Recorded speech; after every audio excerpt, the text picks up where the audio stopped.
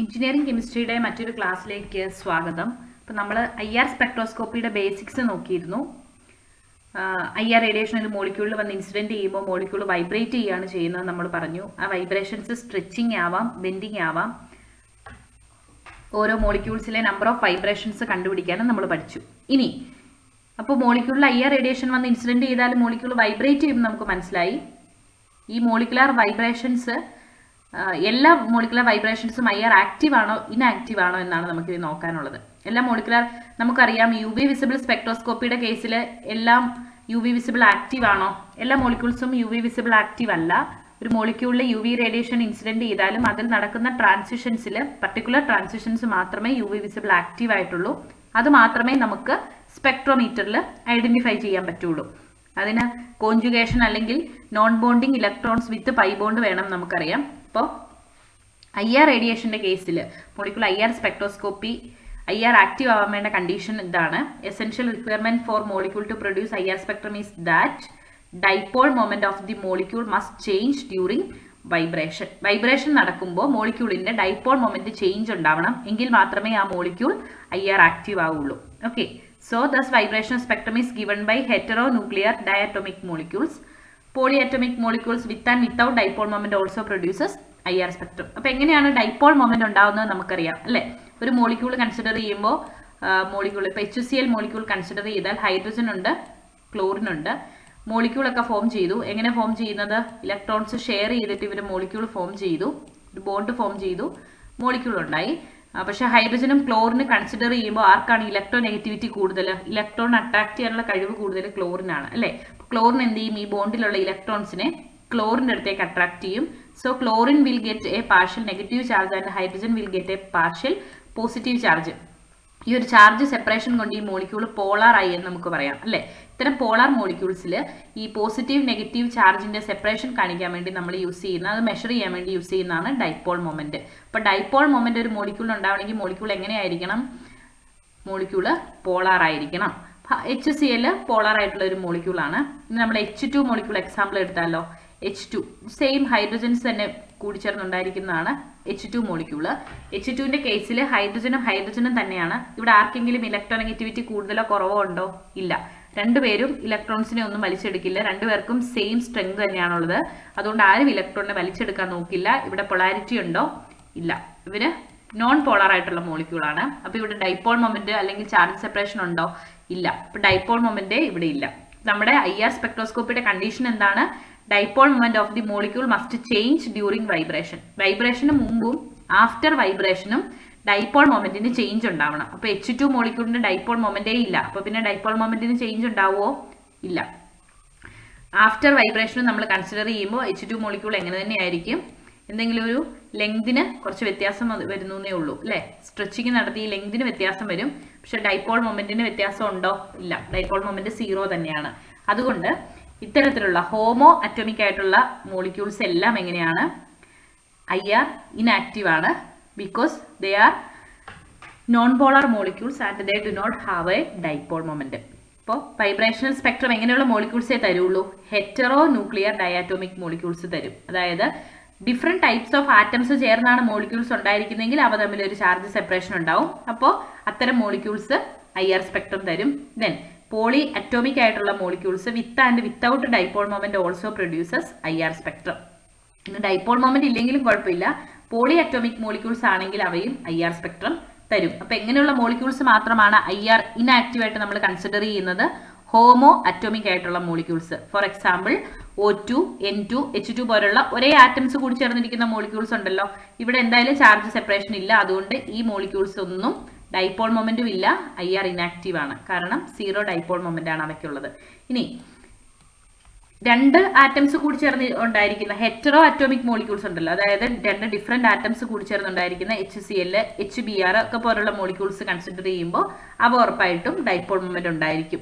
ഇനി NO2, H2O, CO2 ഇതുപോലെയുള്ള മോളിക്യൂൾസിൽ നമ്മൾ ഡൈപോൾ മൊമെന്റ് ഉണ്ടോ ഇല്ലയോ നോക്കുന്നില്ല. അത്തരം മോളിക്യൂൾസും IR ആക്റ്റീവ് മോളിക്യൂൾസ് തന്നെ ആയിരിക്കും. ഓക്കെ, അപ്പോൾ ഹോമോ അറ്റോമിക് ആയിട്ടുള്ള O2, N2, H2 പോലുള്ള മോളിക്യൂൾസ് IR ഇൻആക്റ്റീവ് ആണ്. HCl, HBr ഒക്കെ ഉള്ള മോളിക്യൂൾസ് NO2, H2O, CO2 ഒക്കെ പോലുള്ള പോളി അറ്റോമിക് ആയിട്ടുള്ള മോളിക്യൂൾസും IR ആക്റ്റീവ് തന്നെയാണ്. അവയുടെ dipole moment with or without dipole moment നമ്മൾ ഇത്തരം molecules polyatomic molecules with and without dipole moment also produces IR spectrum. അപ്പോൾ കുറച്ച് മോളിക്യൂൾസ് എക്സാമ്പിൾ തന്നാൽ അതിൽ ഏതൊക്കെയാണ് IR ആക്റ്റീവ് എന്ന് ചോദിച്ചാൽ ഒരേപോലത്തെ ആറ്റംസ് കൂടിച്ചേർന്നുണ്ടായിരിക്കുന്ന H2N2O2 Cl2 പോലുള്ള മോളിക്യൂൾസ് എല്ലാം IR ഇനാക്റ്റീവ് ആയിരിക്കും. ബാക്കി ഡിഫറെന്റ് ടൈപ്പ് ആറ്റംസ് കൂടിച്ചേർന്നുണ്ടായിരിക്കുന്ന മോളിക്യൂൾസ് എല്ലാം IR ആക്റ്റീവ് ആയിരിക്കും. ഓക്കെ, HCl HBr ഇത് തന്നെ. In case of polyatomic molecules without a dipole moment, exciting radiations can induce an oscillating dipole moment, hence they are also IR active. നമ്മൾ പറഞ്ഞ ഒരു dipole moment ഉണ്ടാവണം എന്ന് പറഞ്ഞു മോളിക്യൂൾ IR ആക്റ്റീവ് ആവാൻ അല്ലേ. അപ്പോൾ ഡൈപോൾ മൊമെന്റ് ഇല്ലാത്ത പോളിഅറ്റോമിക് മോളിക്യൂൾസിന്റെ കേസിലോ polyatomic molecules without dipole moment ആണെങ്കിലും എന്താണ് ഈ റേഡിയേഷൻസ് ഉണ്ടല്ലോ IR റേഡിയേഷൻസ്, ആ IR റേഡിയേഷൻസ് ഒരു ഓക്സിലേറ്റിംഗ് ഡൈപോൾ മൊമെന്റ് തന്നെ അവിടെ ക്രിയേറ്റ് ചെയ്യുന്നുണ്ട്. Hence they are also IR active. അപ്പോൾ പോളി അറ്റോമിക് ആയിട്ടുള്ള ഡൈപോൾ മൊമെന്റ് ഇല്ലാത്ത മോളിക്യൂൾസ് കൺസിഡർ ചെയ്താലും അവ IR ആക്റ്റീവ് ആണ്. ഫോർ എക്സാമ്പിൾ കാർബൺ ഡൈ ഓക്സൈഡിന്റെ നോർമൽ മോളിക്യൂൾ കൺസിഡർ ചെയ്യുമ്പോൾ അവിടെ ഡൈപോൾ മൊമെന്റ് ഉണ്ടോ? Normal carbon dioxide molecule consider ചെയ്താൽ സെയിം ലെങ്ത് തന്നെയാണ് ഉള്ളത്. അപ്പോൾ ഡൈപോൾ മൊമെന്റ് ഇക്വേഷൻ എന്ന് പറയുന്നത് ചാർജ് ഇൻറ്റു ഡിസ്റ്റൻസ് ആണ്. അപ്പോൾ ഈ ഒരു ബോണ്ട് കാർബൺ ഓക്സിജൻ ബോണ്ട് നമ്മൾ കൺസിഡർ ചെയ്യുമ്പോൾ ഓക്സിജനിലേക്കാണ് ചാർജ് സെപ്പറേഷൻ അല്ലേ. ഇവിടെ നോക്കുമ്പോൾ ഇവിടെ ഓക്സിജനിലേക്കാണ് ചാർജ് സെപ്പറേഷൻ. അപ്പോൾ ഈ ഒരു കാർബൺ ഓക്സിജൻ ബോണ്ടിന്റെ ഡൈപോൾ മൊമെന്റിന്റെ നേരെ ഓപ്പോസിറ്റ് ആയിരിക്കും ലെഫ്റ്റ് സൈഡിലുള്ള കാർബൺ ഓക്സിജൻ ബോണ്ടിന്റെ ഡൈപോൾ മൊമെന്റ്. അതായത് സെയിം വാല്യൂ തന്നെയാണ്, പക്ഷെ അവയുടെ മാഗ്നിറ്റ്യൂഡ് വ്യത്യാസം ഉണ്ടായിരിക്കും. അപ്പോൾ ഒരെണ്ണം പോസിറ്റീവ് ആണെങ്കിൽ മറ്റേത് നെഗറ്റീവ് ആയിരിക്കും. സെയിം വാല്യൂ തന്നെയായിരിക്കും. +10 -10 കൂടി കൂട്ടിയാൽ റിസൾട്ടന്റ് വാല്യൂ 0 ആവുന്നത് പോലെ ഈ ഡൈപോൾ മൊമെന്റുകൾ ഓപ്പോസിറ്റ് ഡയറക്ഷനിലേക്ക് സെയിം വാല്യൂ ആയതുകൊണ്ട് ഇവയുടെ ഡൈപോൾ മൊമെന്റും എങ്ങനെയാണ് 0 ആണ്. Carbon dioxide molecule consider ചെയ്യുമ്പോൾ അതിന്റെ ഡൈപോൾ മൊമെന്റ് 0 ആണ്. പക്ഷേ കാർബൺ ഡൈ ഓക്സൈഡ് നമ്മൾ IR ആക്റ്റീവ് ആയിട്ട് തന്നെയാണ് കൺസിഡർ ചെയ്യുന്നത്. കാരണം എന്താണ്? പോളി അറ്റോമിക് ആയിട്ടുള്ള മോളിക്യൂൾസിൽ IR റേഡിയേഷൻ കൊണ്ട് അവിടെ എന്തുണ്ടാവുന്നുണ്ട്? ഒരു ഓക്സിലേറ്റിംഗ് ഡൈപോൾ മൊമെന്റ് ഉണ്ടാവുന്നുണ്ട്. അതുകൊണ്ട് ഈ മോളിക്യൂൾസും IR ആക്റ്റീവ് ആണ്. ഹോമോ അറ്റോമിക് ആയിട്ടുള്ള H2N2O2 Cl2 പോലെയുള്ള അല്ലാത്ത ബാക്കി എല്ലാ ടൈപ്പ് മോളിക്യൂൾസും IR ആക്റ്റീവ് ആണ്. അപ്പോൾ ഇനി ഓരോ മോളിക്യൂൾസിന്റെ IR ആക്ടിവിറ്റി നമ്മൾ ഓരോ വൈബ്രേഷനും കൺസിഡർ ചെയ്തിട്ട് നോക്കുകയാണ്. അപ്പോൾ എന്തുകൊണ്ടാണ് ഒരു മോളിക്യൂള് IR റേഡിയേഷൻ വരുമ്പോൾ അവ അല്ലെങ്കിൽ ഒരു മോളിക്യൂൾ വൈബ്രേറ്റ് ചെയ്യുമ്പോൾ അവ IR ആക്റ്റീവ് ആവുന്നതെന്നാണ് പറഞ്ഞിരിക്കുന്നത്. When A gaseous molecule having dipole moment dipole moment ഉള്ള ഒരു മോളിക്യൂൾ വൈബ്രേറ്റ് ചെയ്യുമ്പോൾ എന്താ സംഭവിക്കുന്നത്? അവിടെ ഒരു ഇലക്ട്രിക് ഫീൽഡ് ജനറേറ്റ് ചെയ്യുന്നുണ്ട്.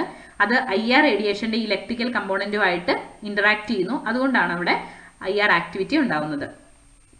ഈ ഇന്ററാക്ഷൻ കാരണം എന്താ സംഭവിക്കുന്നത്? Energy can be emitted or absorbed in form of radiation of definite frequency. Thus vibration of molecule produces IR spectrum. അപ്പോൾ ഒരു മോളിക്യൂള് IR ആക്റ്റീവ് അല്ലെങ്കിൽ ഇനാക്റ്റീവ് ആവാൻ വേണ്ട കണ്ടീഷൻ എന്താണ്? Molecule must have a change in dipole moment. Then dipole മൊമെന്റേ ഇല്ലാത്ത H2N2O2 Cl2 പോലുള്ള homo atomic molecules IR inactive ആണ്. ഇനി പോളി അറ്റോമിക് ആയിട്ടുള്ള മോളിക്യൂൾസ് ഡൈപോൾ മൊമെന്റ് ഉണ്ടെങ്കിലും ഇല്ലെങ്കിലും അവ IR ആക്റ്റീവ് ആണ്. കാരണം അവയുടെ എക്സൈറ്റേഷനിൽ അവയ്ക്കൊരു ഓക്സിലേറ്റിംഗ് ഡൈപോൾ മൊമെന്റ് ഉണ്ടാവുന്നുണ്ട്. ഇനി നമുക്ക് സ്പെഷ്യലായിട്ട് പഠിക്കാനുള്ള ഡൈപോൾ മൊമെന്റ് പഠിക്കാനുള്ള 2 മോളിക്യൂൾസ് ആണ്. അവ കാർബൺ ഡൈ ഓക്സൈഡും വാട്ടറുമാണ്. കാർബൺ ഡൈ ഓക്സൈഡിന്റെ വാട്ടറിന്റെ ഡൈപോൾ മൊമെന്റ് ആണ് നമുക്ക് പഠിക്കാനുള്ളത്. അപ്പോൾ നമുക്ക് ആദ്യം കാർബൺ ഡൈ ഓക്സൈഡ് കൺസിഡർ ചെയ്യാം. Vibrational modes of carbon dioxide. Carbon ഉണ്ട്. കാർബണിന് 2 വശത്തേക്കും ഓക്സിജനുമായിട്ട് ഡബിൾ ബോണ്ട് ആണുള്ളത്. Carbon dioxide molecule consider ചെയ്താൽ അതിന് ഡൈപോൾ മൊമെന്റ് ഉണ്ടെന്നാണോ ഇല്ലെന്നാണോ നമ്മൾ പറഞ്ഞത്? ഇതിനൊരു നെറ്റ് ഡൈപോൾ മൊമെന്റ് ഇല്ല. കാരണം കാർബൺ ഓക്സിജൻ ബോണ്ടിലെ ഡൈപോൾ മൊമെന്റിന്റെ ഡയറക്ഷൻ ഈ ഡയറക്ഷനും ഇവിടെ കാർബണിന്റെ ലെഫ്റ്റിലുള്ള ഡൈപോൾ മൊമെന്റ് ഡയറക്ഷൻ ഇതുമാണ്. രണ്ടിന്റെയും മാഗ്നിറ്റ്യൂഡ് സെയിം ആണ്, ഡയറക്ഷൻ ഓപ്പോസിറ്റ് ആണ്. അതുകൊണ്ട് ഒരെണ്ണത്തിൽ 10 ആണെങ്കിൽ മറ്റേത് നെഗറ്റീവ് വാല്യൂ ആയിരിക്കും. ഡയറക്ഷൻ ഓപ്പോസിറ്റ് ആയതുകൊണ്ട് -10 ആയിരിക്കും. റിസൾട്ടിന്റെ ഡൈപോൾ മൊമെന്റ് എത്രയാണ്? 0 ആണ്. കാർബൺ ഡൈ ഓക്സൈഡ് മോളിക്യൂളിൽ ഡൈപോൾ മൊമെന്റ് ഉണ്ടോ? ഇല്ല. പക്ഷേ അവ പോളി അറ്റോമിക് ആയിട്ടുള്ള മോളിക്യൂൾസ് IR ആക്റ്റീവ് ആണെന്ന് നമ്മൾ പറഞ്ഞു. ഇനി കാർബൺ ഡൈ ഓക്സൈഡ് മോളിക്യൂളിലുള്ള വൈബ്രേഷൻസ് ഏതൊക്കെയാണെന്ന് നമ്മൾ പറഞ്ഞത്? കാർബൺ ഡൈ ഓക്സൈഡ് മോളിക്യൂളിലെ വൈബ്രേഷൻസ് സിമെട്രിക് സ്ട്രെച്ചിങ് ഉണ്ട്, അസിമെട്രിക് സ്ട്രെച്ചിങ് ഉണ്ട്, ബെൻഡിങ് ഉണ്ട് അല്ലേ. അപ്പോൾ സിമെട്രിക് സ്ട്രെച്ചിങ് ഉണ്ട്, ദെൻ അസിമെട്രിക് സ്ട്രെച്ചിങ് ഉണ്ട്, ബെൻഡ് ഉണ്ട്. അപ്പോൾ carbon dioxide molecule symmetrically stretch ചെയ്യുമ്പോൾ എങ്ങനെയായിരിക്കും? ഇത് normal carbon dioxide molecule. നമ്മൾ ഈ carbon dioxide molecule symmetrically stretch ചെയ്യുന്നു. അപ്പോൾ അതിൻ്റെ ലെങ്ത് കൂടുവാണ് അല്ലേ? ലെങ്ത് ഒന്നെങ്കിൽ കൂടും ഒന്നെങ്കിൽ കുറയും, അല്ലെങ്കിൽ കുറയും. നമ്മളിപ്പോൾ ലെങ്ത് കൂടുന്നതാണ് കൺസിഡർ ചെയ്യുന്നത്. രണ്ട് വശത്തേക്കും സെയിം രീതിയിൽ തന്നെ ലെങ്ത് കൂടുന്നു. ഇനി ആഫ്റ്റർ വൈബ്രേഷൻ ഒരു ഡൈപോൾ മൊമെന്റിന് ചേഞ്ച് ഉണ്ടായാൽ മതി. അതാണ് നമ്മുടെ കണ്ടീഷൻ അല്ലേ? there must be a change in dipole moment after vibration. അപ്പോൾ വെറുതെ ഇരുന്ന കാർബൺ ഡൈ ഓക്സൈഡ് മോളിക്യൂളിലേക്ക് IR റേഡിയേഷൻ ഇൻസിഡന്റ് ചെയ്തു. Carbon dioxide molecule vibrate ചെയ്തു. സിമെട്രിക് സ്ട്രെച്ചിങ് ആണ് ആദ്യം ചെയ്തത്. അപ്പോൾ കാർബൺ ഡൈ ഓക്സൈഡിന്റെ ഡൈപോൾ മൊമെന്റിന് ചേഞ്ച് ഉണ്ടായോ? ലെങ്തിന് വ്യത്യാസം വന്നല്ലേ? ഡിസ്റ്റൻസ് ഇൻറ്റു ചാർജ് ആണ് ഡൈപോൾ മൊമെന്റ്. അപ്പോൾ ഡിസ്റ്റൻസിന് വ്യത്യാസം വന്നു. അപ്പോൾ അതിനനുസരിച്ച് ഡൈപോൾ മൊമെന്റിന് ചേഞ്ച് വരണം. ഇവിടെയും എന്താണ് പ്രശ്നം? ഡൈപോൾ മൊമെന്റിന്റെ ഡയറക്ഷൻ ഓപ്പോസിറ്റ് ആണ്. അപ്പോൾ മാഗ്നിറ്റ്യൂഡ് മാറിയിട്ടുണ്ടാവും. ഇവിടെ 10 ആയിരുന്ന ചിലപ്പോൾ 15, ഇവിടെ -15 ആയിട്ടുണ്ടാവും. പക്ഷെ ഓപ്പോസിറ്റ് ഡയറക്ഷനിൽ വരുന്നത് കൊണ്ട് നെറ്റ് ഡൈപോൾ മൊമെന്റ് ഈസ് 0. അപ്പോൾ ആദ്യത്തെ കാർബൺ ഡൈ ഓക്സൈഡും ഇപ്പോഴത്തെ സിമ്മറ്റിക് സ്ട്രെച്ചിങ് കഴിഞ്ഞുള്ള കാർബൺ ഡൈ ഓക്സൈഡിന്റെയും ഡൈപോൾ മൊമെന്റിൽ വ്യത്യാസം ഉണ്ടോ? ഇല്ല, രണ്ടും 0 ആണ് അല്ലേ? ചേഞ്ച് ഇൻ ഡൈപോൾ മൊമെന്റ് ഇല്ലാത്തത് കൊണ്ട് അപ്പോൾ symmetric stretching of carbon dioxide IR active ആണോ? അല്ല. Symmetric stretching of carbon dioxide is IR inactive. അടുത്തത് asymmetric stretching of carbon dioxide ആണ്. അപ്പോൾ നോർമൽ കാർബൺ ഡൈ ഓക്സൈഡ് എങ്ങനെ ഇരിക്കുന്നത് നമുക്കറിയാം. അതിനെ നമ്മൾ അസിമെട്രിക് സ്ട്രെച്ചിങ് നടത്തുന്നു. അപ്പോൾ ഒരു വശത്തെ ലെങ്ത് കുറവായിരിക്കും, മറുവശത്തെ ലെങ്ത് കൂടുതലായിരിക്കും. അങ്ങനെയാണല്ലോ അസിമെട്രിക്കലി നമ്മൾ സ്ട്രെച്ച് ചെയ്യുക. അതായത് രണ്ടും ഒരേ വശത്തേക്ക് തന്നെയാണ് മൂവ്മെന്റ് നടക്കുന്നത്. ഇനി ഇതിന് റിസൾട്ടന്റ് ഡൈപോൾ മൊമെന്റ് ഉണ്ടോ? ഇവിടെ ഡൈപോൾ മൊമെന്റിന്റെ മാഗ്നിറ്റ്യൂഡ് ചേഞ്ച് ഉണ്ട് അല്ലേ? ഇവിടെ ഡൈപോൾ മൊമെന്റിന്റെ വാല്യൂ കുറവാണ്, കാരണം ലെങ്ത് കുറവാണ്. ഇവിടെ ഡൈപോൾ മൊമെന്റിന്റെ വാല്യൂ കൂടുതലാണ്. അപ്പോൾ ഇവിടെ എന്തുണ്ട്? ഒരു നോൺ സീറോ ഡൈപോൾ മൊമെന്റ് ഉണ്ട് അല്ലേ? ഡൈപോൾ മൊമെന്റ് 0 ആണോ? അല്ല, ഒരു നോൺ സീറോ ഡൈപോൾ മൊമെന്റ് ഇവിടെ ഉണ്ട്. അപ്പോൾ ആദ്യം 0 ആയിരുന്നു, ഇപ്പോൾ ചേഞ്ച് ഇൻ ഡൈപോൾ മൊമെന്റ് ഉണ്ട് അല്ലേ? Normal carbon dioxide asymmetric stretching നടത്തിയപ്പോൾ ഡൈപോൾ മൊമെന്റിന് ചേഞ്ച് ഉണ്ട്. That's a non zero value. Therefore asymmetric stretching of carbon dioxide molecule is IR active. അടുത്തത് ബെൻഡിങ് ആണ്. Carbon dioxide molecule bend ചെയ്യുന്നത് രണ്ട് രീതിയിലുള്ള ബെൻഡിങ് ഉണ്ട് നമ്മൾ പറഞ്ഞു. ഇൻ പ്ലെയിൻ ബെൻഡിങ് ഉണ്ട്, ഔട്ട് ഓഫ് പ്ലെയിൻ ബെൻഡിങ് ഉണ്ട്. Normal carbon dioxide bend ചെയ്യുന്നു. In plane bending and out of plane bending. Bending നടന്നു കഴിയുമ്പോൾ ഡൈപോൾ മൊമെന്റിന് ചേഞ്ച് ഉണ്ടാവുമോ? ഡൈപോൾ മൊമെന്റ് 0 ആയിരുന്നത് ഇപ്പോഴും 0 ആയിരിക്കാൻ സാധ്യതയുണ്ടോ? ഇല്ല. കാരണം എന്താണ്? ഡൈപോൾ മൊമെന്റിന്റെ ഡയറക്ഷൻ ചേഞ്ച് ചെയ്തു അല്ലേ? രണ്ടും ഓപ്പോസിറ്റ് സൈഡിൽ വന്നാലേ അത് 0 ആയി പോവുള്ളൂ. അപ്പോൾ ഇവിടെയും എന്തുണ്ട്? ഒരു നോൺ സീറോ ഡൈപോൾ മൊമെന്റ് ഉണ്ട്. അതുകൊണ്ട് bending is also IR active. ഇനി ഒരു പ്രത്യേകതയുള്ളത്, കാർബൺ ഡൈ ഓക്സൈഡിന്റെ കേസിൽ ബെൻഡിങ് എങ്ങനെയാണ്? രണ്ടും സെയിം ബെൻഡിങ് തന്നെയാണ്. ഇൻ പ്ലെയിൻ ബെൻഡിങ് ഉണ്ട്, ഔട്ട് പ്ലെയിൻ ബെൻഡിങ് ഉണ്ട്. പക്ഷെ രണ്ട് ബെൻഡിങ്ങിന്റെയും വേണ്ട എനർജി സെയിം ആണ്. അങ്ങനെയാകുമ്പോൾ നമുക്ക് സ്പെക്ട്രത്തിൽ കിട്ടുന്ന വാല്യൂ എങ്ങനെയായിരിക്കും? രണ്ടിന്റെയും വേവ് നമ്പർ സെയിം ആയിരിക്കും. അപ്പോൾ പിന്നെ നമുക്ക് രണ്ടും കൂടി കൺസിഡർ ചെയ്യേണ്ട ആവശ്യമുണ്ടോ? നമ്മൾ കാർബൺ ഡൈ ഓക്സൈഡ് മോളിക്യൂളിന്റെ IR സ്പെക്ട്രം എടുക്കുമ്പോൾ വേവ് നമ്പർ ഉണ്ട്, അബ്സോർപ്ഷൻ ഉണ്ട്. സിമെട്രിക് സ്ട്രെച്ചിങ്ങിന് നമുക്ക് സ്പെക്ട്രം കിട്ടില്ല. പിന്നെ ഉള്ളത് അസിമെട്രിക് സ്ട്രെച്ചിങ്ങും ബെൻഡിങ്ങും ആണ്. അപ്പോൾ അസിമെട്രിക് സ്ട്രെച്ചിങ്ങിന് ഒരു പീക്ക് കിട്ടും, ബെൻഡിങ്ങിനും ഒരു പീക്ക് കിട്ടും. ബെൻഡിങ് 2 എണ്ണം ഉണ്ട്, പക്ഷെ പീക്ക് ഒരെണ്ണേ കിട്ടുന്നുള്ളൂ. കാരണം എന്താണ്? Asymmetric bending of carbon dioxide molecule degenerate ആണ്.